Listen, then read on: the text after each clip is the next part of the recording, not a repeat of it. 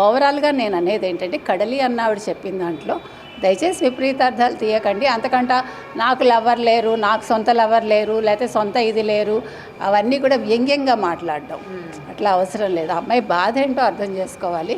ఒక ఆడపిల్లకి ఉండే బాధ ఏంటో మగాడికి తెలుస్తుందని నేను అనుకోను. కాబట్టి ఆ రకంగా మనం తీసుకుందాం. ఓకే.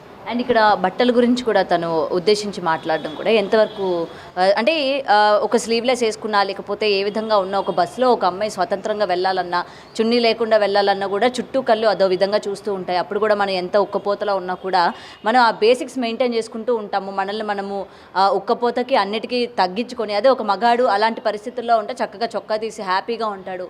వాడుకున్న స్వాతంత్రం మనకెందుకు లేదు అని చెప్పిన ఆ విధానం కూడా వెంటనే ఇక్కడ జనాల దగ్గరికి వచ్చేసరికి మరి అయితే ఇప్పుకొని వెళ్ళమ్మా, తిరగమ్మా, నిన్ను ఎవరు ఆపారు అన్నట్టు కూడా రివర్స్ వస్తూ ఉన్నాయి. సో దీన్ని ఎలా చూడొచ్చు అంటారు? అంటే నేను అనేది విప్పుకొని తిరగమని నేనైతే చెప్పనండి.